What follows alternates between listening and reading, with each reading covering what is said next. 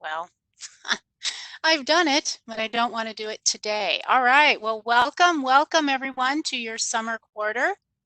Everybody can hear me okay? Just give me a little head shake, those of you that have your camera on.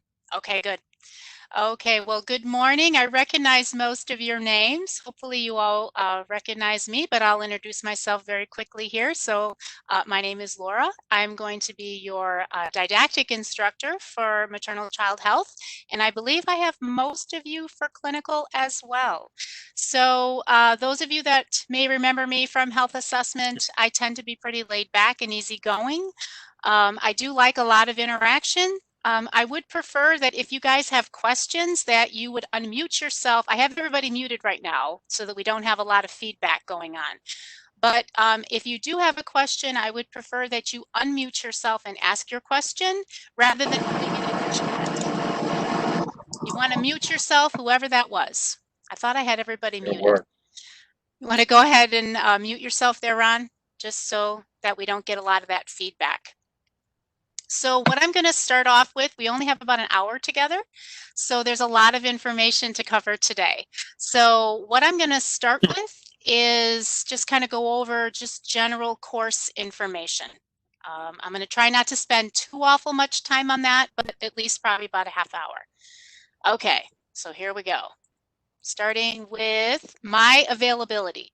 So we're all virtual this quarter. Everything is virtual. Class, clinical, everything. So I will have virtual office hours on Tuesdays starting next Tuesday. So between 8 a.m. and 11 a.m. So that's a pretty open forum. Feel free to jump into my WebEx if you do have questions or things that need clarification or you have any concerns about anything. I do want to caution you though that if it's something that needs to be private one-on-one, then reach out to me and I will set up a private appointment for you because that's an open forum so anybody can log in at any time. So if it needs to be private, just let me know. Okay. All right. Does anyone have any questions about my availability as far as my virtual office hours? Not seeing any. Okay. All right. So I pretty much start off everything at the top of the hour. So our class, live class sessions will be every Monday between 9 a.m. and 10 a.m. So I will be starting right at the top of the hour. So, you know, feel free to jump in and out at any point. The class portion of it, the live class sessions are not mandatory. So I will be recording each session and I will be loading that recording to the module that you found on the homepage where you got my link from. I will be loading each week's recording to that module. So if you aren't able to come to class for whatever reason, then you know, you can find the recording there. Okay. All right. So as far as communicating with me, course message is probably going to be best if you're doing electronic communication, but I would ask that you allow at least 24 hours for me to respond. I am not only teaching mom baby, but I also have health assessment and I'm doing some pharmacology clinicals as well. So my week is pretty full, but I do return the messages as soon as I get them. But I would ask for at least 24 hours leeway. Email would be your next best choice. If you do need to email me through your S-mail, you know, I check emails every day. I try to check them a couple of times a day, but if I have clinical, obviously I won't be able to check them during clinical time. Text messaging. So for text messaging, if you are going to text me, please make sure that you include your name and the course in the message because I am not going to be putting all of your phone numbers in my phone as contacts. But I do ask that no text messaging after 7 p.m. or before 5 a.m. Okay. Does anyone have any questions on how to communicate with me? Hopefully this is all sounding very familiar. You guys have been around for a while now. This should sound all very familiar to you. Okay.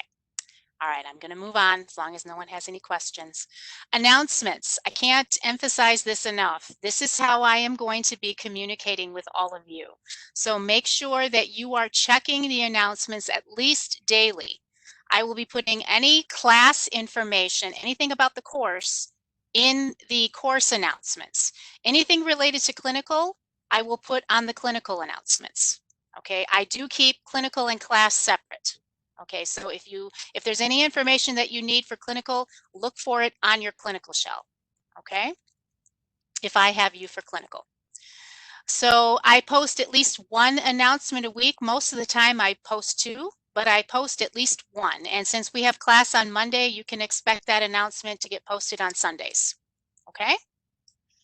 So make sure that you're checking those regularly. And in those announcements, I will post reminders of when exams are coming up due, when, if there's an important change that you guys need to know about, I will post it there. I do my very best not to make any changes to the schedule, but sometimes things happen and things have to be changed. So just keep an open mind on that and be prepared that if I do have to make a change, I give you as much leeway and lead time as I can to let you know about a change. Okay? All right. Any questions on the announcements? Hopefully you guys were able to log in and saw the welcome message that I had already posted for this week.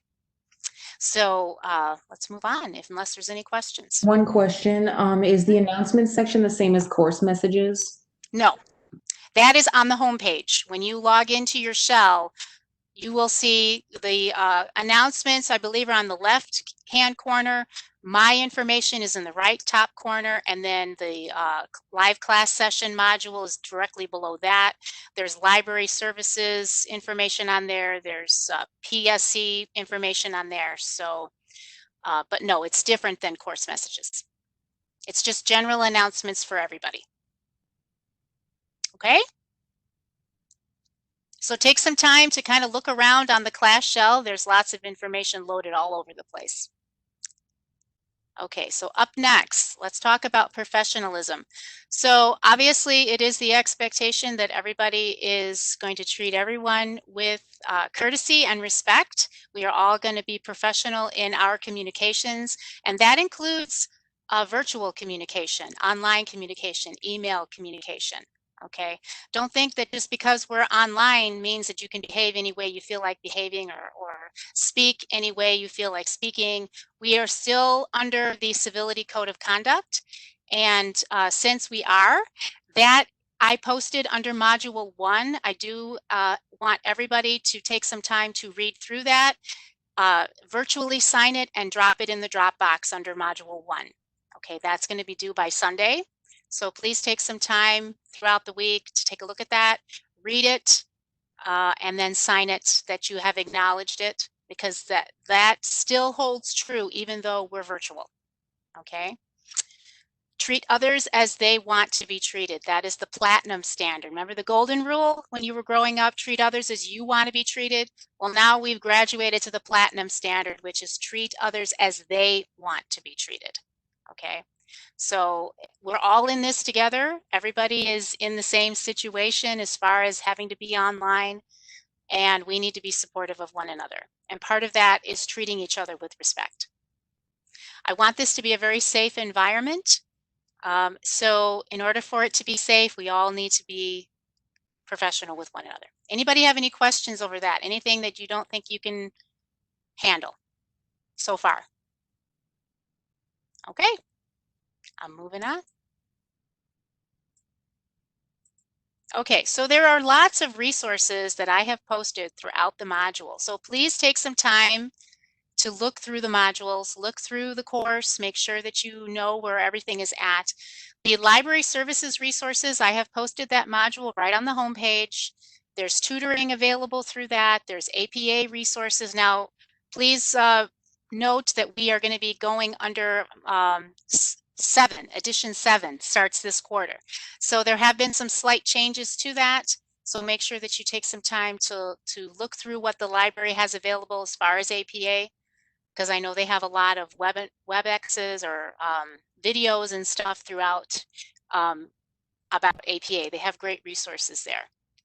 ATI is another really good resource.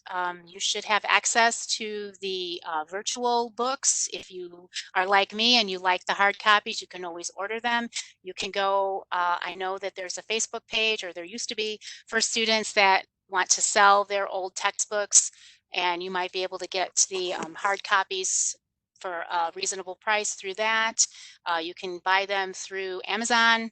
So if you like having that hard copy like me, I would definitely encourage you to do that. I am a very good resource, but if you don't contact me, if you don't reach out to me, there's no way that I can help you.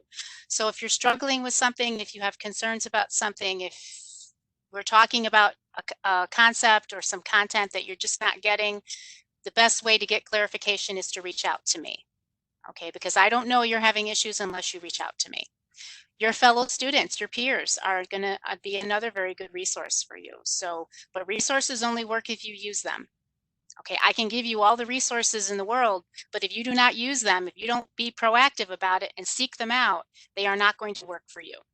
Okay, they don't work through osmosis. So you actually have to be proactive and use them. Okay, any questions about the resources that are available? Go through your modules each week. There's lots of resources inside the modules, inside the lessons. There's videos, there's handouts, there's all kinds of stuff. So make sure that you're taking time to look through all of that. Okay, it's a lot of content that's going to be covered this quarter. Okay, all right, moving on. So again, with some of the resources that you have available, there is a course resource tab. I have some things posted under there already. I will be posting more as the quarter goes on. So make sure that you check that out. That's on the homepage. There are going to be lecture recordings each week that I will post. So make sure that if you take the time, listen to those. If you have questions on anything that's on those lecture recordings, please make sure you let me know. There are different videos, like I said, posted. I may post extra videos. There's going to be extra handouts that I'll be posting under the modules. So make sure that you check for that stuff. And then I have a tab on the homepage called self-care.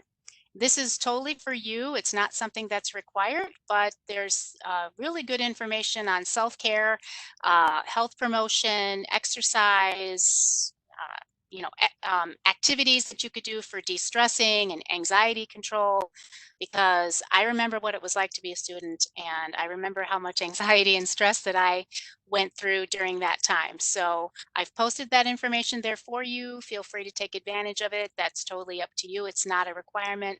It was just something that I thought you guys might benefit from. Okay, any questions yet on student resources? If I'm putting an emphasis on it, it must be important, right? Okay. All right, here's one thing that you guys need to be aware of is the terminology. Okay, now this is a different class than any that you've taken so far. Whatever you think you know, you don't. Let me just tell you that. This is very different. It's not med-surg. I can't emphasize that enough. If you approach these patients like they're med-surg patients, that's going to be a problem for you. These are not med-surg patients. We do not treat them as med-surg patients. They're not diseases, okay? There's a lot of emphasis on patient education, family education, okay? The family is a very important part.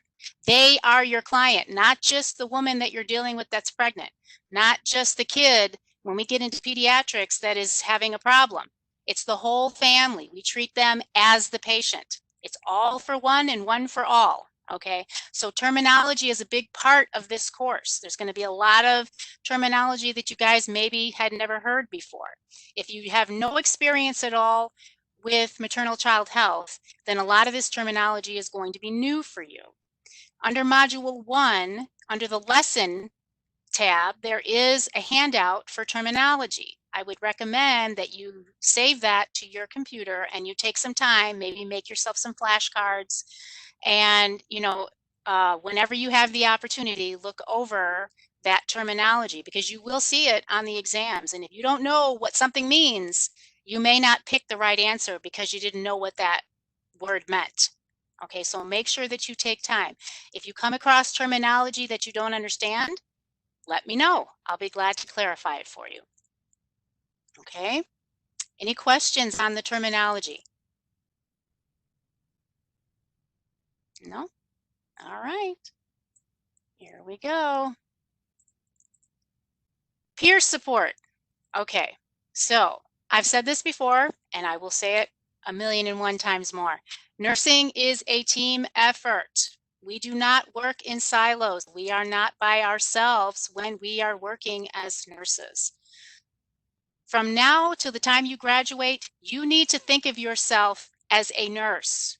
You need to have the focus of a nurse, and everything that you do and every way that you approach things needs to be as a nurse.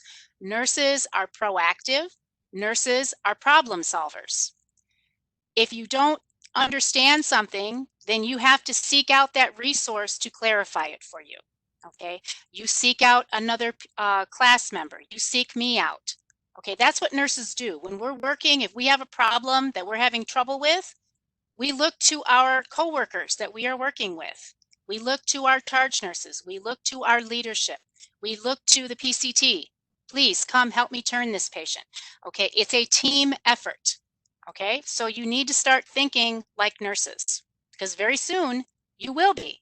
So you need to start thinking like nurses. Okay, so as I said, my goal for this course is that it's going to be a very safe environment, that we are going to be supportive of one another. Okay, collaborate with each other. Okay, you guys are your best resource for learning. We learn best from each other. I learn as much from you as you do from me. So we need to approach every day with the thought that we are going to learn something today. Okay, so as long as you approach every day with the thought that you're going to learn something, then you will. If you've totally closed yourself off, oh, this is dumb, I've been dreading this course, that's going to make it difficult for you. You got to have an open mind. This is probably not everybody's very favorite subject. And that's okay, it doesn't have to be. But you do have to have an open mind for learning. Okay?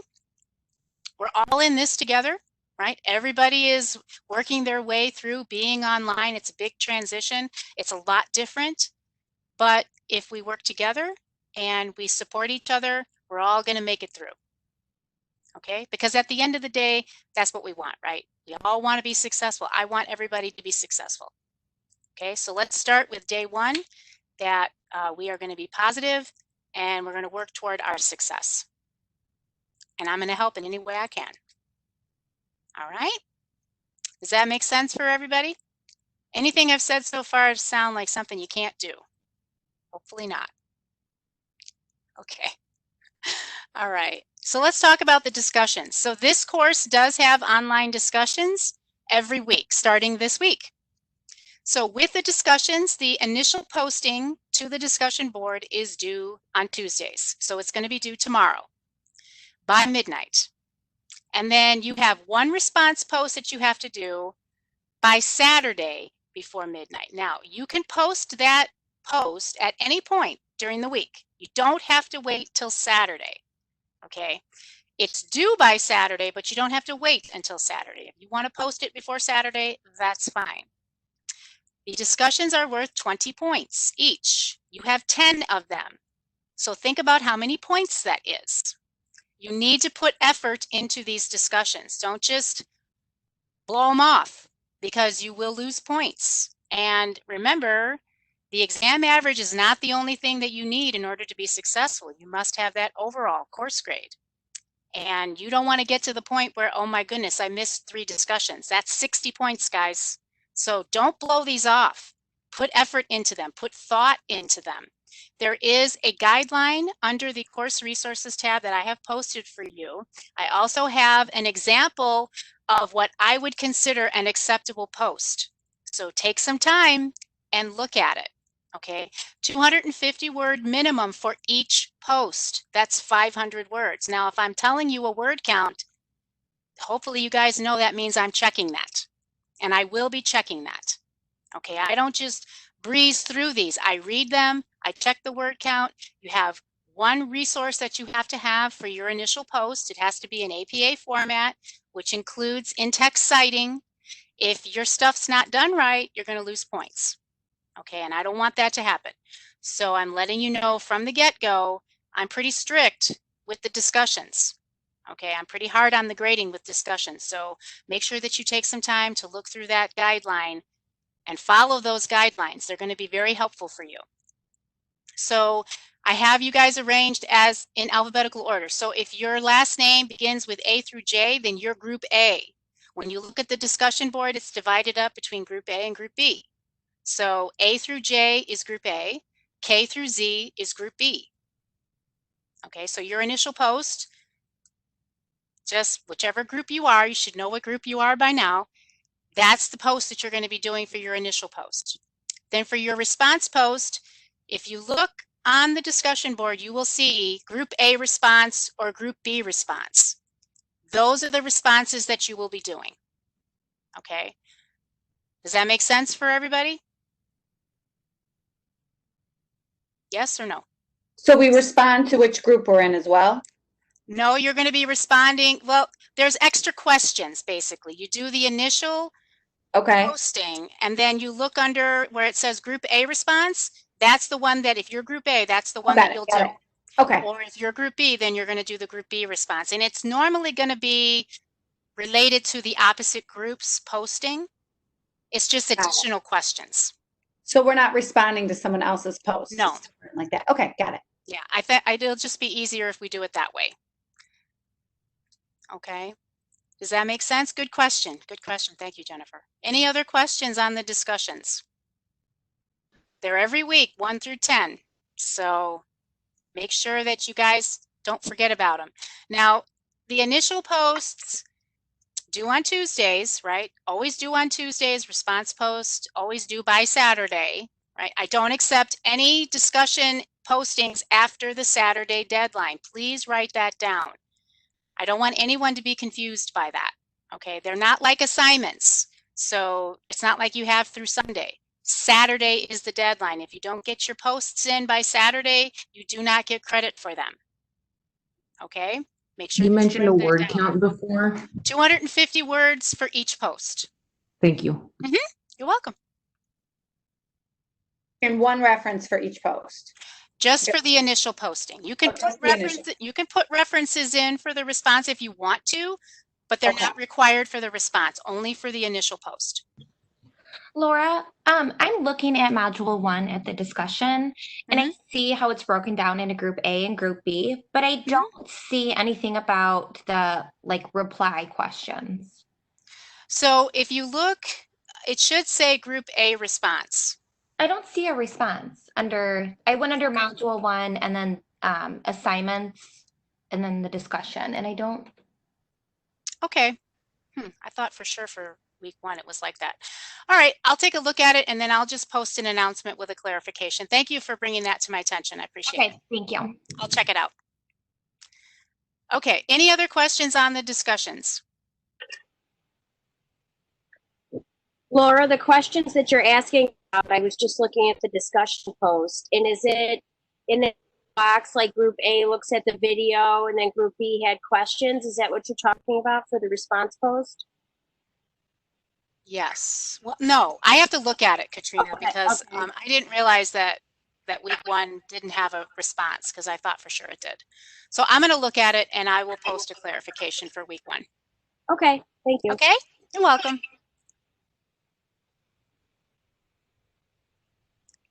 All right, let's move on.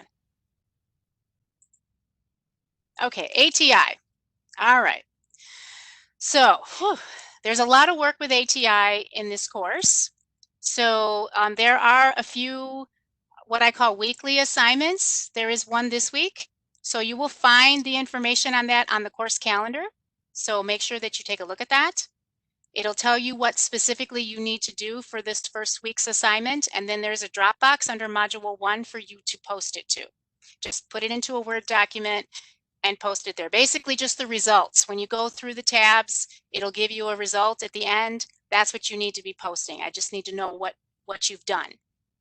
So for week 1, week 2, and week 6, there's assignments like that. We also have proctored exams. There are 2 of them for this course. Take a deep breath. It's okay. We're gonna get through this. So the first proctored exam is in week 5. That is the maternal newborn. And then the second proctored exam is going to be done in week 8, which is the nursing care of the child. Now, this quarter we have a holiday because we are on Monday. that holiday does affect our course. Okay, so week 10 is Labor Day. We do not have class or clinical in week 10. So I did have to make some adjustments to the way that I would have had the schedule done. So for the nursing care of the child, I normally would have had that in week 9, but because of the holiday, I had to move it up to week 8. So make sure that you write these dates down, okay, because you're going to need to be available for that proctored exam. Okay, all exams are going to be taken during regularly scheduled class time. They're going to be on Mondays, and they'll be starting at 9 a.m. All the exams, okay? So as far as the ATIs, the proctoreds, you know there's templates that go along with those. So you also have practice assessments that you have to do. There are 2 of them for each exam. There's A and B. So your practice assessment A and B for your maternal newborn is going to be due in week 4. It should be on your calendar. You need to achieve a 90% on those practice assessments in order to be able to take the proctored. So make sure that you write that down. I had some confusion on that last quarter, and I don't want any confusion this time. 90%, that's the benchmark that you have to hit. Okay. Laura, I do have a question. So for the practice proctored A and B, do we have to do remediations for the practice ones? Yes, you do. You do remediation templates for both the practice assessments and the proctored. And it goes, it's not the new way, it's the way that we do it is you have to have 100%. If you don't have 100% on your completion summary report, then you need to do a template on that. Does that make sense? It's not the 70%, it's 100%. Yes, thanks. Because if you don't get 100%, then there is a certain percentage of information that you missed in that category. It's divided up according to the 8 client needs categories of NCLEX. That's how it works. So when you do your summary of completion report, you're going to get percentages in each of those categories, each of those client needs categories. If your percentage is not 100, then you need to be doing templates on those categories. Now, when you do the proctored exam, you're going to get a focus content or topics to review report. And in that topics to review, that's going to tell you how many templates you need to do. So if you have 30 topics, then you're doing 30 templates. And you're doing the active learning templates. And all of that is in the ATI module that I have placed on the homepage. All ATI information is under there. Your templates are there. The information on the proctored exams is there. The information on the grading of the proctored exams and the practice assessments and the templates, it's all in there. Now, the ATIs are going to be taken on something called Proctorio. Very similar to Respondus. It's a browser that you have to download to your computer, okay? Because it's all done virtually, right? We're not going to be going to campus to take these tests.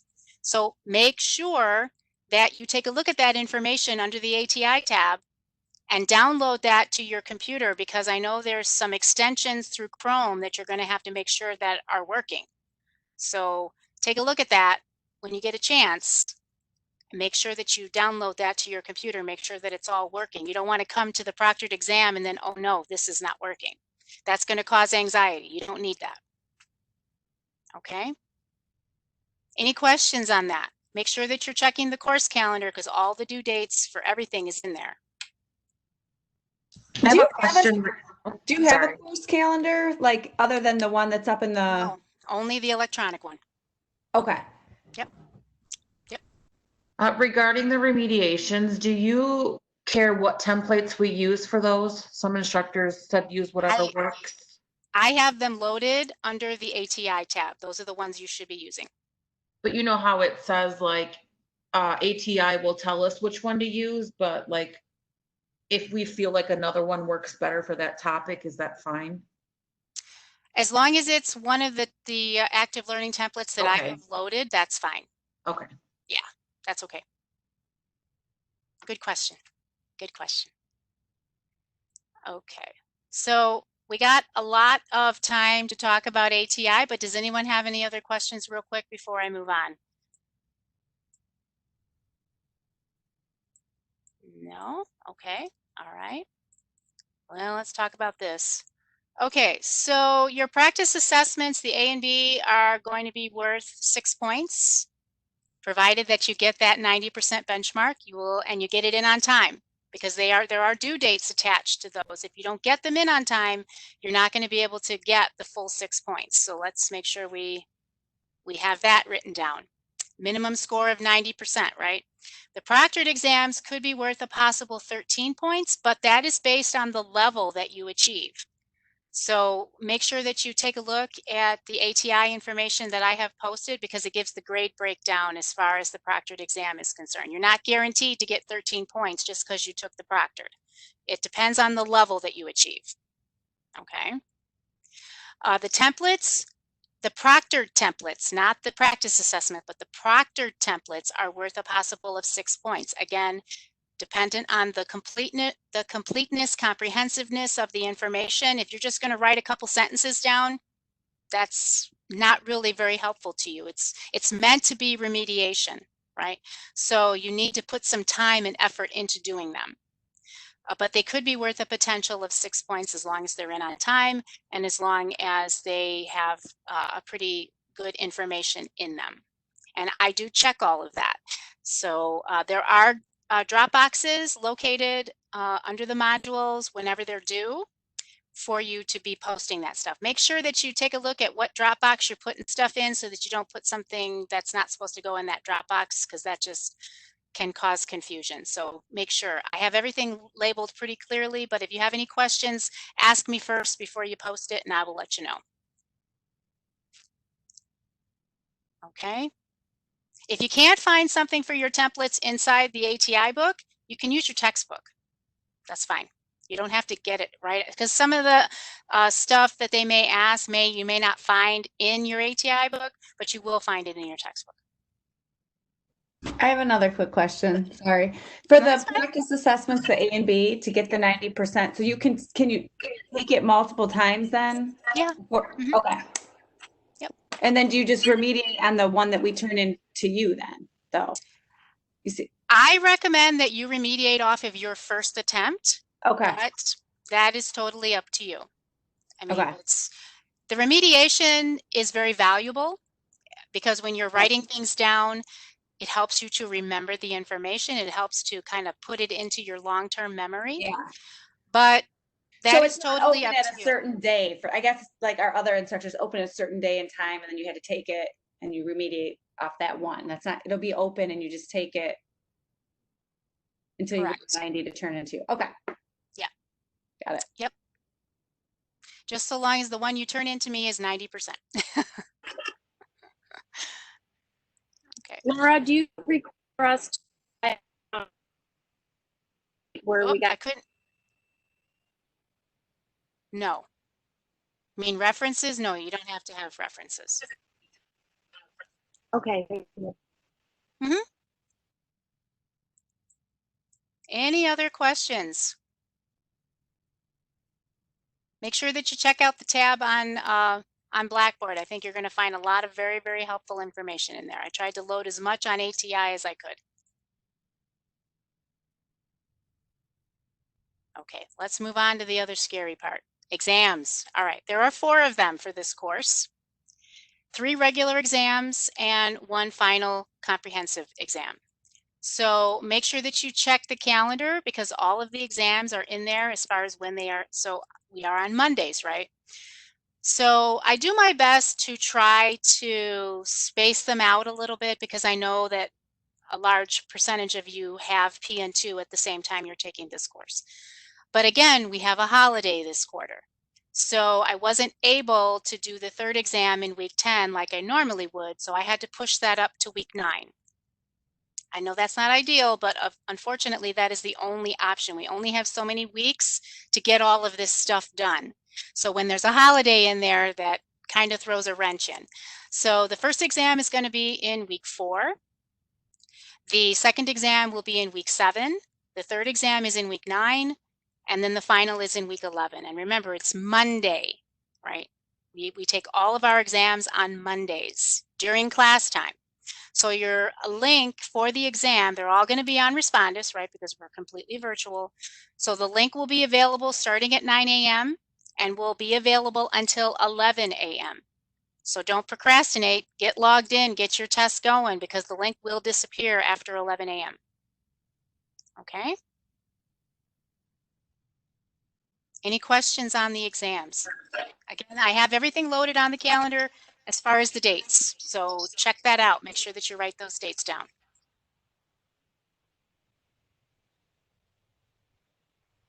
Okay. All right. Final thoughts. I like to throw the pearls of wisdom in. Ask for help. If you don't ask me for help, how am I going to know that you need it? You need to ask me for it. So don't wait until you fail the first exam. That's the mistake students make over and over and over. Oh, I'm going to be fine. I'm going to be fine. I'm going to be fine. You may not recover from that first failure. You may think, oh, well, there's 3 more exams. Yes, but if you get a 40% on your first exam, you may not be able to recover from that. So don't wait. That's the biggest mistake students make, is waiting. If you are not sure about something, you're really confused, you're just not sure, please reach out. If not to me, then to your peers, okay? Because you have to ask for help, right, in order to get help. I'm not going to know that you need help if you don't ask me. All right? If you can, cut down on your work hours. I can't emphasize this enough. The transition to this quarter is huge. This is not like any quarter you have taken so far. The workload between PN2 and maternal child health is immense, with all caps. Okay, so please, please, please, please, you got to do the best you can to free up time, because there's going to be a lot of time commitment between the 2 courses if you're taking both of them together. All right, so make sure that you're thinking about that. I know that what you've done up until now, whatever you've done, whatever habits you've developed seem to work for you, may not work for you this quarter. You may have to make changes to the way that you've previously done things. So just be prepared. Okay?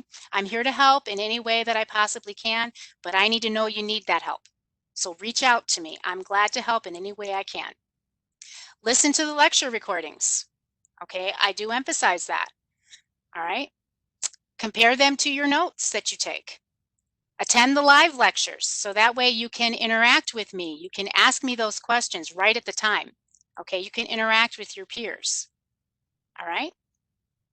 Any questions on anything I covered so far? Otherwise, we'll move on to the stuff for this week, because we only got about 20 minutes left.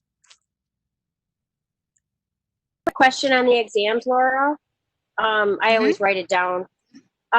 So the first exam is over modules 1 through 3, right? Correct. One is over 4 through 6. Yes. The third one is over 7 and 8. Correct. And the last one is 9 through 10, and then the comprehensive, correct? Yes. Okay, just checking. Yep. The first 5 weeks of the course is all maternal newborn, I should say.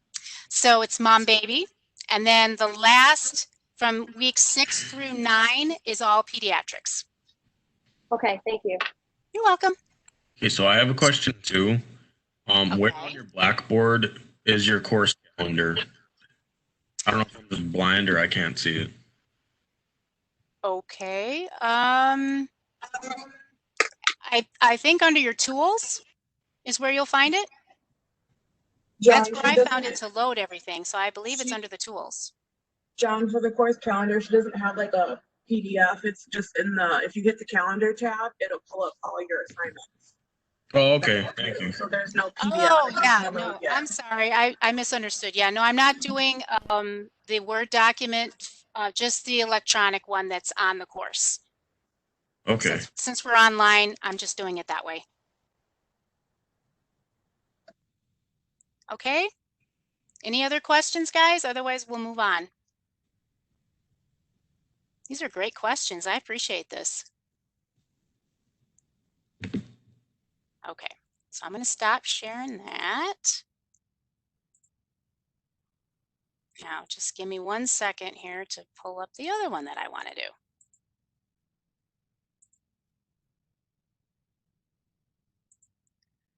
Okay, I'm getting the hang of this, guys. Scary as that sounds. Okay, can you all see that one? Hopefully, yes? Yes.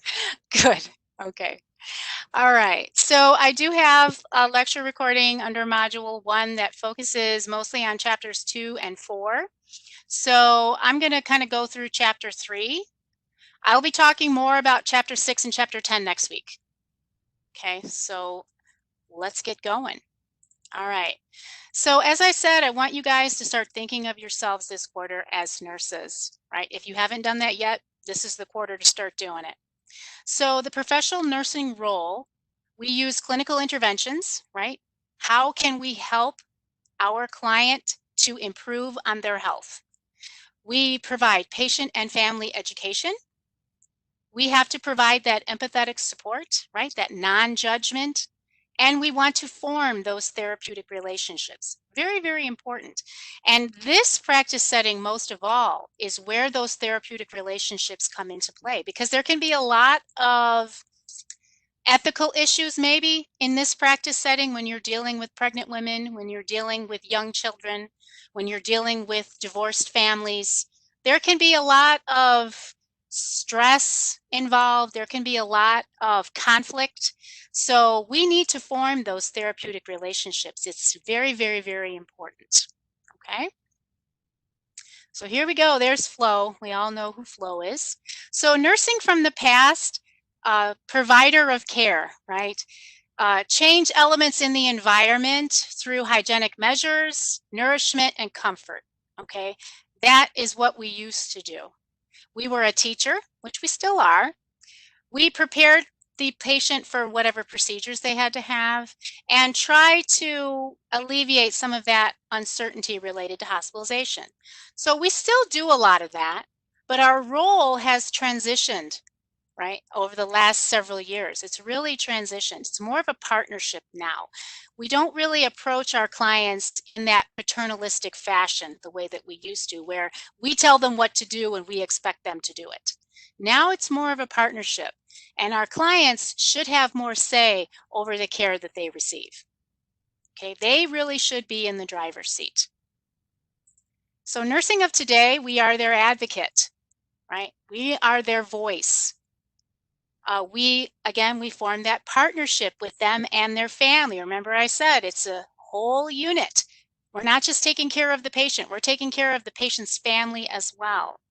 We are integrating their choice into their plan of care, and we want to promote health through education.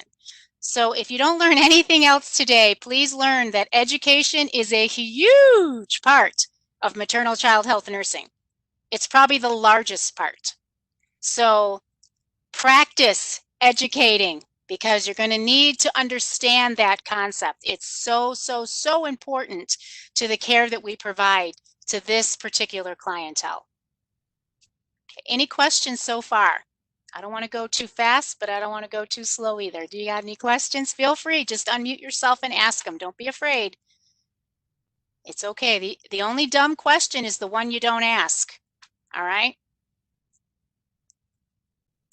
Okay, so hopefully you guys have heard this concept before, family-centered care. We integrate cultural competence. Let's go back to health assessment and talk about cultural competence, right? We want to make sure that we are being respectful of culture, that we are integrating their cultural health practices into their plan of care as much as we can. As long as it's not contraindicated, there shouldn't be any reason why we cannot integrate it. There may be a lot of cultural health practices in relation to pregnancy or in relation to labor or in relation to childbirth that we would need to be aware of as the nurse caring for that family. We definitely need to be integrating their health beliefs, right? There's a lot of health beliefs out there. Think back to health assessment. Lots of health beliefs out there, and maybe something that you're not aware of or that you'd never heard before So do a little bit of investigating. That's what you have to do, right? But there's a lot of different practices that you may see in this practice setting that you've never encountered before. There is the practice, we call it a lotus birth. I don't know if you've ever heard that term before, but basically what that is the umbilical cord stays attached to the baby until it naturally falls off. And they take the placenta home with them, with the baby attached, and they carry it around until the umbilical cord detaches on its own. It's not something that I've ever seen before, but colleagues that I know that work like towards the city of Chicago experience it quite often. So that is a practice that we would need to be aware of and that we would need to have respect for. Oh, someone said they've seen it. So there's clay pots they can put them in. There's little satchels that they can buy off Etsy to put them in, to put the placenta in. Would I do it? No. But would I be supportive of someone that wanted to do it? Absolutely. Absolutely. As long as it's not harmful to the baby, then I'm all for it. Okay. So that's just one example of some health beliefs that you may encounter as we go through this practice setting, as we go through the readings, right? Now, we are not going to be actually in the hospital, but I will try to bring as much of this type of information to you during the virtual clinicals that I can. So that's just one example. Assist the client and their family to make informed choices. That's so important. Not just that they make choices, but that they're informed choices, that they understand the choice that they're making, and that it's beneficial to them. We can't expect them to do what we are educating them to do if we don't make it beneficial to them. Why would they do it? If it doesn't benefit me, why am I going to do it? And we have to relinquish that authoritarian role. Again, they should be in charge. It's their health, and they should be in charge of it. It's their family, so they should be in charge of the decisions that are made, not us. Does that make sense for everybody? Any questions over family-centered care? Hopefully, as we go through the rest of the information I wanted to cover today, it'll start making more sense if you're confused. Okay, moving on. Okay, so caring. What does caring mean to you? That's a question I want to ask. Anybody want to answer that one for me? What does caring mean to you?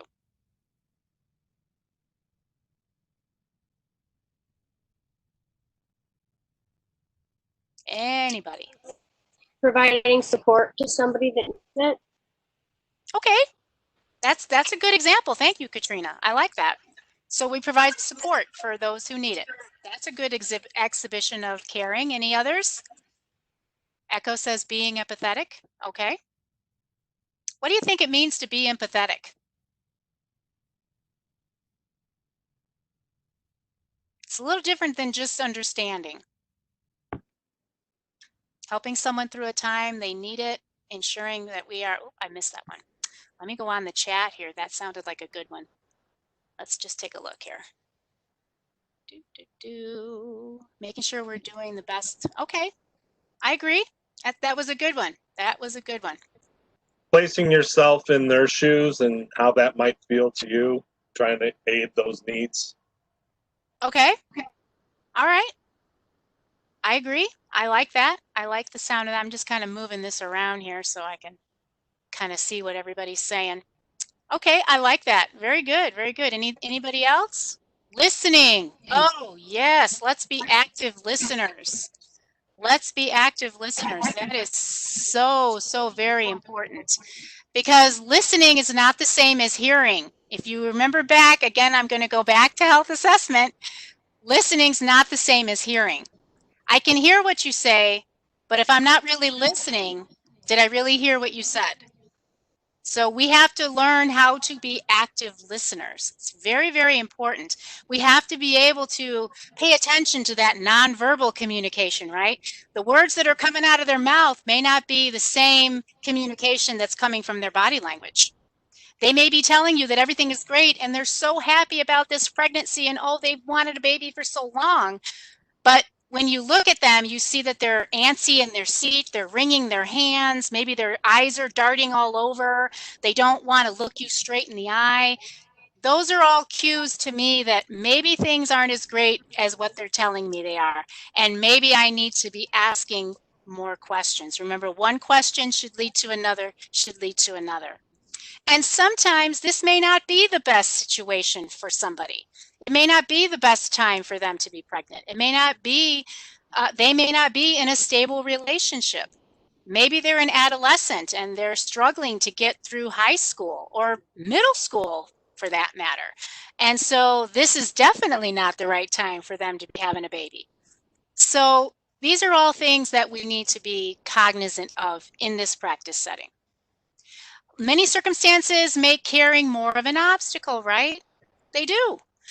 But we still have to make our best effort to be as caring as we can. We need to know, or they need to know, that we're there for them. We're there to support them. We're there to lift them up. We're there to be their advocate. And we're there to help them in any way that we possibly can. Technology. Technology, who can keep up with that? There's just so many advances out there. I don't know if any of you have ever seen what a 4D ultrasound looks like, but it's quite the show. I mean, it's like watching a movie. It's really neat. All the things the structures that they can see and how the baby is growing. They definitely didn't have that when I had my kids. We're very fast paced, right?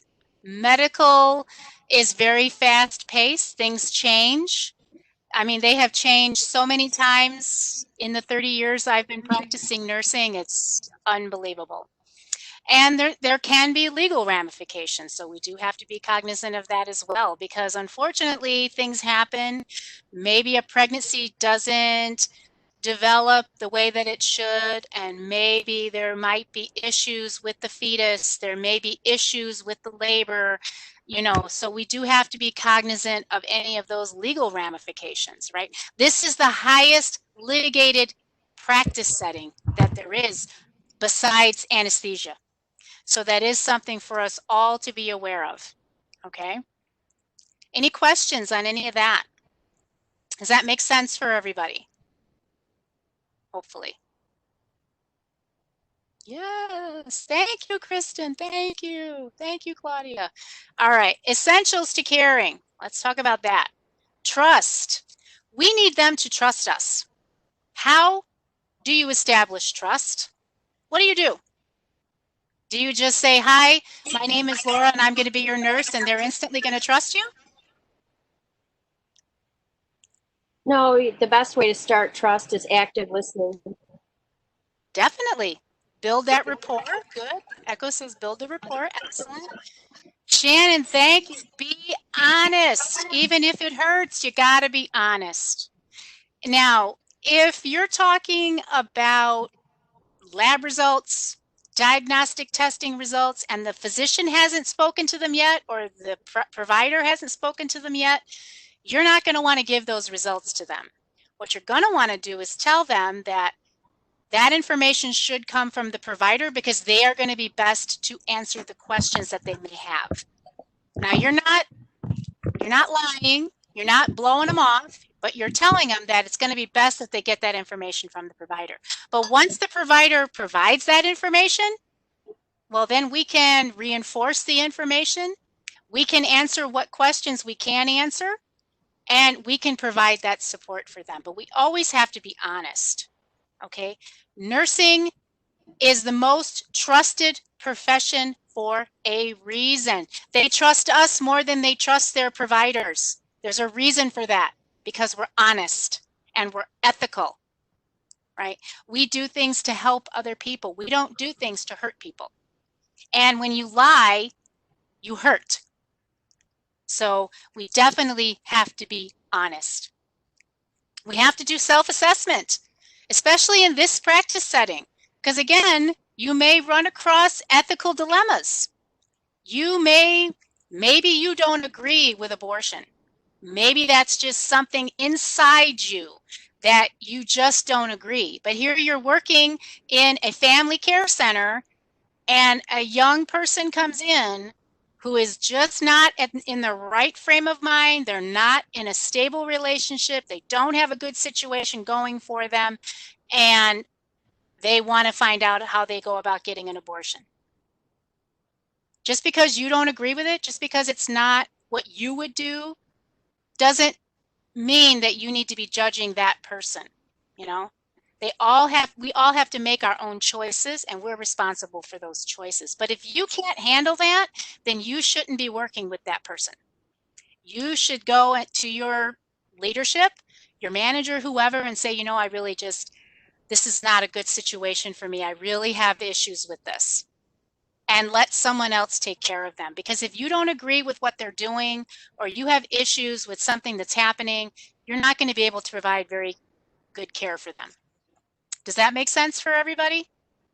There's going to be a lot of situations. I mean, you may have a situation like I had, where I had the baby daddy and 2 baby mamas, and the baby mamas were delivering their babies on the same day. And I had the baby daddy zipping from one room to the other. Now, did I agree with that? Absolutely not. I did not agree with that, but that's not for me to judge. Okay, their lifestyle is not for me to judge. It's just for me to provide that support that they need, provide that care that they need. They don't need somebody to judge them. They need someone to care about them. They need someone to educate them and help them to live the best life they can. Listening is essential. And observing for those cues. Look at that nonverbal communication. That is huge, huge. And empower them. You got to empower your people to make the best decisions they can. How do we do that? How do you think you empower somebody? What do we do? Educate. That's one way. Make that informed decision. Very good, very good. Thanks, John. Be positive, okay? I'm very positive. Encourage. Thank you, Stephanie. Yes, let's encourage them. You can do this. I'm empowering you guys to be successful this quarter. You're going to be successful, and I'm empowering you to do that. But you have to believe you're going to be. It works the same when we're working with our patients. We are going to empower them to make the best decisions they can and to live the best life that they can. Their health is a priority. You only get one life. You only get one go around, and you got to do the best you can with what you have. Does that make sense for everybody? Hopefully. Any questions? Good, good, good, good. Okay, I'm just going to briefly touch on the healthy people because that is actually something that I did talk about during the lecture recording. So I'm not going to spend a lot of time on it, but I just wanted to briefly touch on it. Enough to say this is something that we need to be advocating for our families. I think it's a really good website. I think it's very user-friendly. There's lots of really great information. The topics are all divided alphabetically.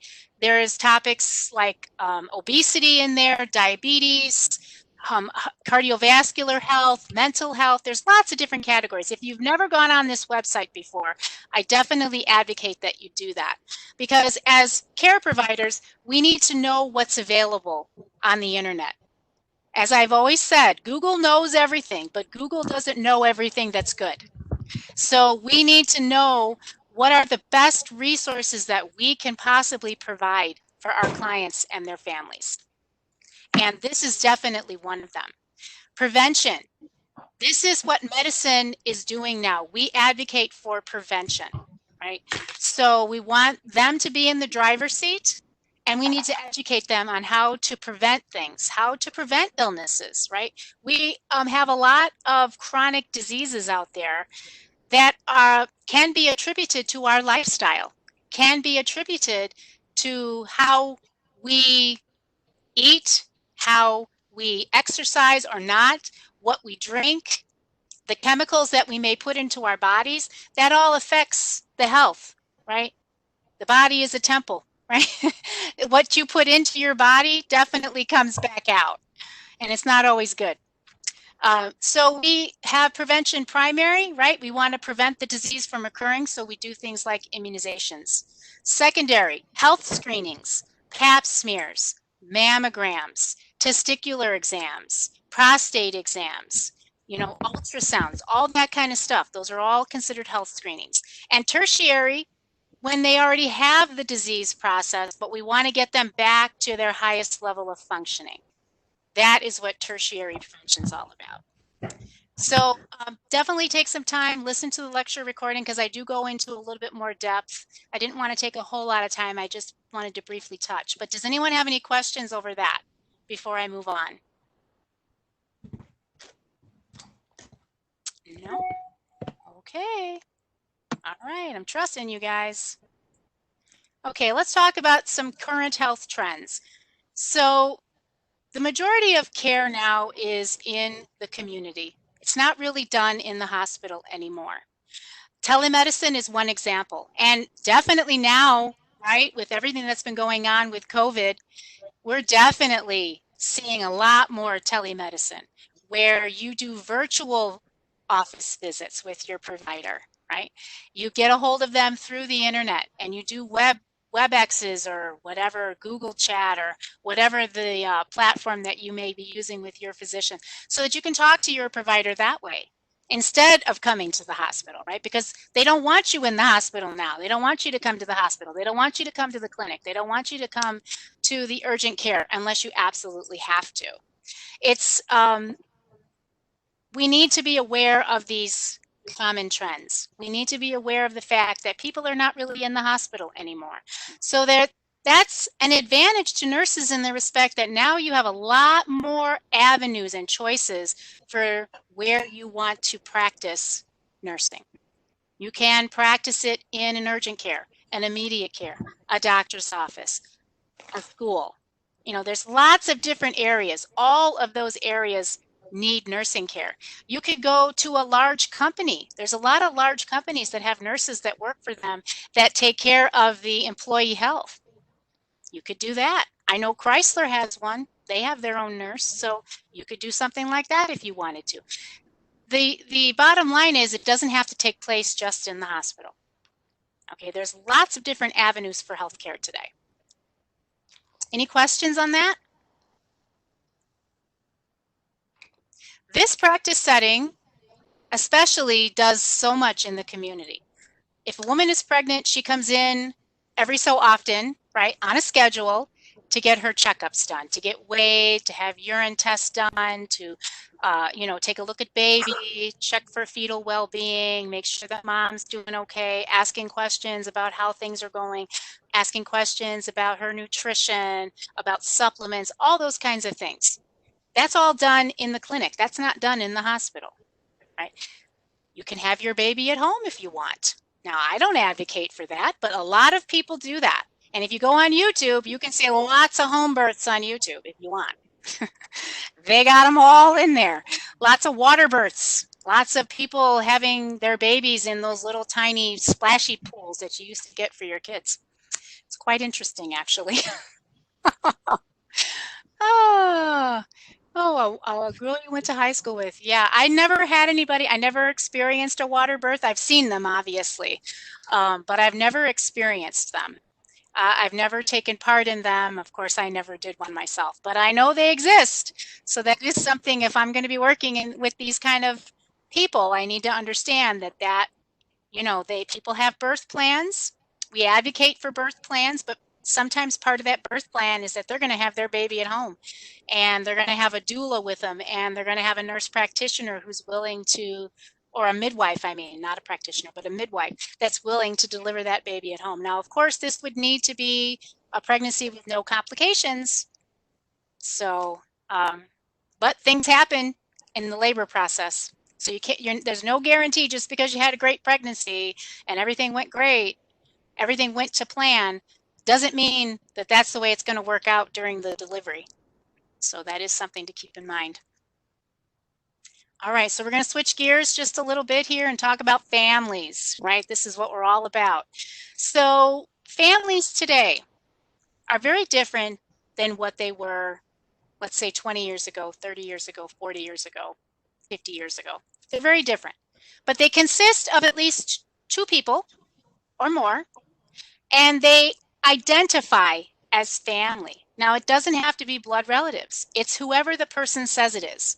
If they're living with their neighbor and they tell you, when you ask them about their family and who they live with, and they say, well, I live with dot, dot, dot, that doesn't mean that they're blood relatives. They don't have to be. The nuclear family is very different from what it used to be. Okay? And they depend on each other. They depend on each other for social interaction. They depend on each other for emotional support. And they also depend on each other financially. So that, in a nutshell, is a definition of family.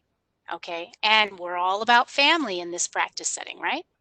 So I'm going to just pull up this one, different examples of family. So you have your family of origin, the family that you were born into, but you also have your family of choice when you get married or you live with your significant other. That is your family of choice. Now, the nuclear family, where you have the mom and the dad and the kids and the grandparents, right? But then you also have your extended family, where you have the grandparents, the aunts, and the uncles, and the cousins, and maybe they all live in the same house. Single parents, divorced families, that is much more current now than it ever used to be. And then you also have your LGBT families, you know, your transgenders, your transsexuals, your lesbian, gay, and bisexual families. Okay, they're a family too. So that is something to be aware of in this practice setting that you may encounter, right? All right, any questions on the types of families? Just something to be aware of. Lots of different types of families. Definitely not the beavers or the cleavers or whatever. I never watched that show, so that was before my time. Ha! All right. Family assessment. Let's talk about family assessment. Well, families don't exist in a vacuum. They are in communities, and those communities can have an impact on that family. Okay, think about culture. You're born into your culture, right? It is learned, and you learn it through your family, the people you live with, but you also learn it through your neighborhood and the communities where you grow up. So, you know, we are situated within communities, and those can have an impact on the choices that we make. The core unit for development of healthy habits, that's our family, right? Our moms and our dads, or whoever it is that we're living with, they teach us how to cook, they teach us how to clean, they teach us how to keep house.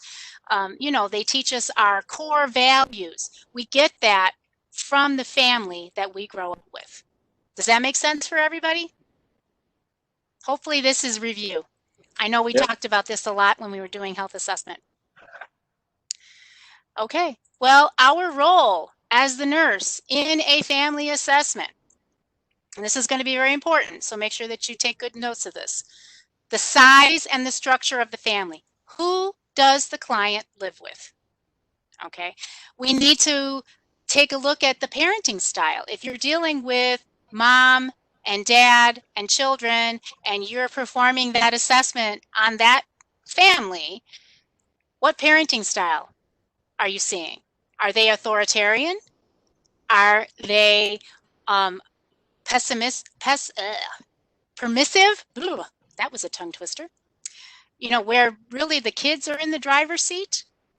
Is there one family member that kind of runs the show? You can see that. You can watch their interaction, and you can kind of pick up on who is in charge.